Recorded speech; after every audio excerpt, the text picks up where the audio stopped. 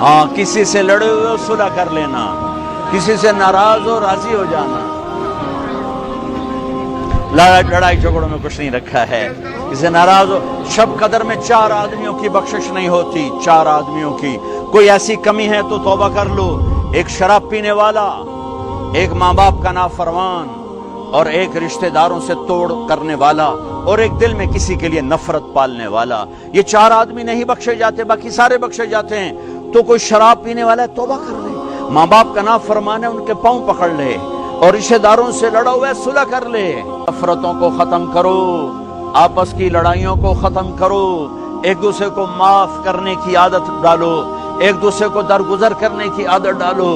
غیبت چھوڑ دو، نفرت چھوڑ دو، حسد چھوڑ دو، بغض چھوڑ دو.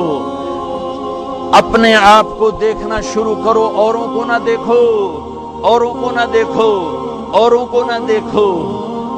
اپنے من میں ڈوب کر پا جا سراغ زندگی. اپنی کمیاں دیکھو، وہ کیا کرتا ہے، وہ کیا کرتا ہے، وہ کیا کرتی ہے، وہ کیا کرتی ہے. اس سے اندھے بن جاؤ، بہرے بن جاؤ. کسی کی برائی نہ سنو، کسی برائی نہ کرو. تمہارے گھر جنت بن جائیں گے، تمہارے گھر جنت بن جائیں گے، تمہارے گھر جنت بن جائیں گے. ہمارے گھروں میں تباہی بربادی ہے. نفرت، ماں باپ میں آپس میں نفرت، میاں بیوی میں نفرت، سگے بھائیوں میں نفرت. کبھی مذہب کے نام پر، کبھی رشتوں کے ناتوں کے نام پر، کبھی تجارت کاروبار کے نام پر. بھائیو، محبتوں کو رواج دو. اور تمہیں لوگوں کو ادھر متوجہ کرتے کہ وہ لوگ ادھر لے کے آئیں. اخیر سے آپ اعلیٰ رسمان کی کوشش کریں کہ جنازہ کو اندر آنے کے لیے بائیں طرف انتظام کیا گیا ہے.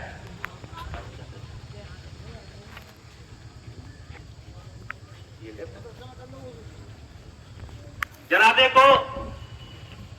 کو لیفٹ سے لایا جائے گا، لیفٹ سائڈ سے جنازے کو لایا جائے.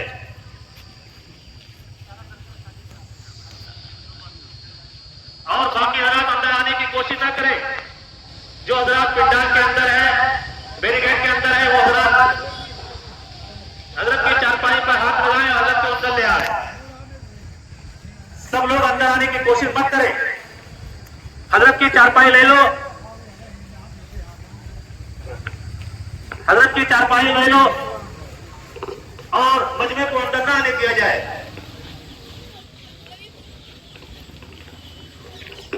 ہاتھ لگا لیں.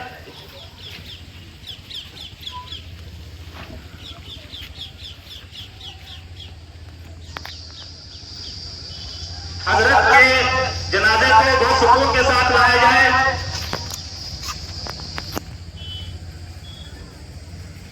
رحمت اللہ علیہ کے میں نے سارے ناظرینوں کو دیکھا ہے.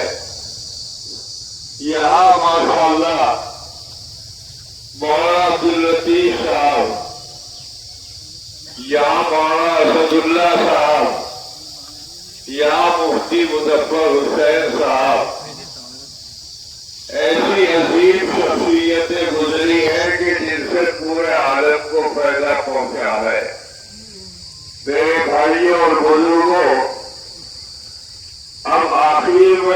ہمارے سامنے اکابر کا نمونہ مولانا فریدی صاحب رحمت اللہ علیہ تھے، لیکن وقت مقرر ہے اور جو اللہ کو منظور ہے وہ ہو کر رہتا ہے، وہ کسی کے ٹالے نہیں کرتا ہے۔ ظاہر ہے کہ اتنا بڑا مجمع ہے اور حضرت کے خاندان کے افراد بھی یہاں پر موجود ہیں اور بہت بڑی تعداد ہے۔ میں اپنی رائے آپ حضرات کی رائے کے ساتھ یہ اعلان کرتا ہوں کہ اس عظیم مرتبے پر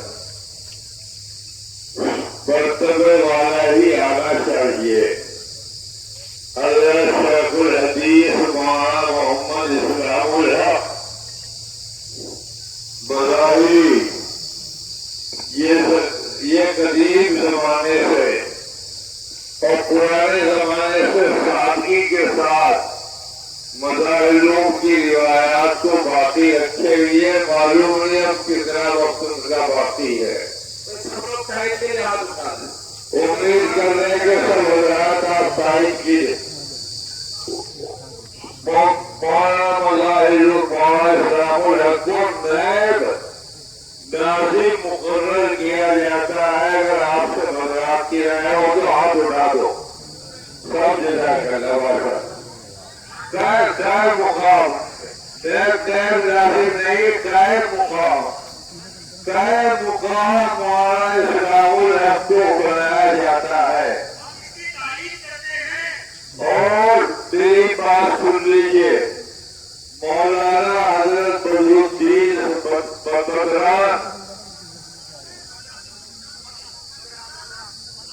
بدران جو حضرت کے صاحبزادے ہیں، میں نے بھی ان کو دیکھا ہے ان کی مجلس میں۔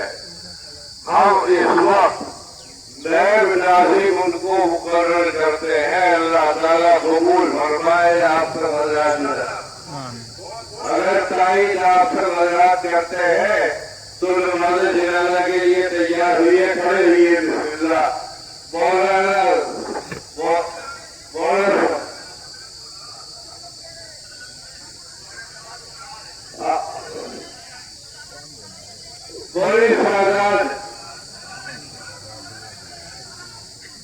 مولوی سادات کہاں ہے؟ نماز پڑھائے۔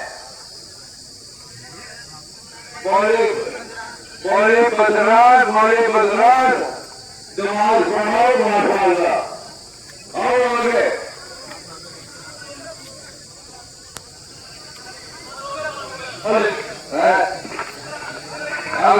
اگر وہ مجبور ہو کسی وجہ سے تو بڑا بیٹا جو ہے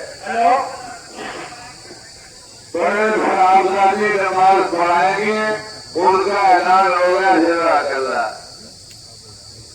پڑھائیے پڑھائیے پڑھائیے پڑھائیے بڑے بیٹے۔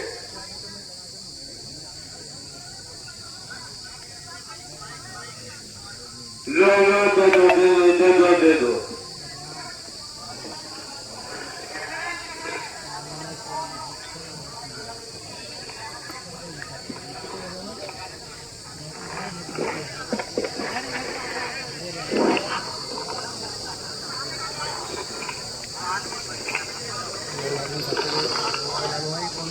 محبتوں کو رواج دو، محبتوں کو پھیلانے والے بنو۔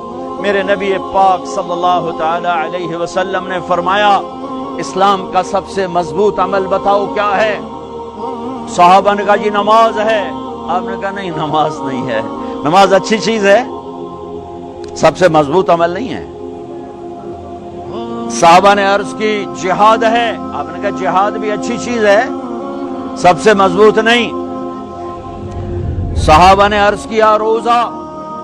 آپ نے کہا روزہ بھی اچھی چیز ہے پر سب سے مضبوط عمل نہیں۔ صحابہ نے عرض کیا حج۔ آپ نے فرمایا حج بھی بہت بڑا عمل ہے پر سب سے مضبوط عمل نہیں۔ ایعر الاسلام اوثق۔ اب سنو الفاظ سنو، اسلام کا سب سے مضبوط عمل بتاؤ۔ قالوا الصلاة قال وحسنة وما هي بها قالوا الجهاد قال وحسن وما هو به قالوا الصيام قال وحسن وما هو به قالوا الحج قال حسن وما هو به قالوا اللہ ورسولہ اعلم. ہاں نماز نہیں، جہاد نہیں، روزہ نہیں، حج نہیں. اچھا تو کیا ہے پھر؟ کیا ہے؟ تو آپ نے کہا ان اوثق اور الاسلام الحب للہ والبغض للہ. اسلام کا سب سے مضبوط عمل آپس میں اللہ کے لیے محبت کرنا ہے، اللہ کے لیے محبت کرنا ہے، اللہ کے لیے محبت کرنا ہے، اور اللہ کے لیے بغض رکھنا ہے. اللہ کے لیے بغض کا کیا مطلب ہے؟ برے سے نفرت نہ ہو، برائی سے نفرت ہو. ایک واقعہ سناتا ہوں جس سے بغض للہ کی مثال شاید 14 صدی میں ایسی مثال ہوں گی تاریخ نے جنہیں محفوظ کیا، ان میں اتنی بڑی مثال میری نظروں سے آج تک نہیں گزری. البغض للہ.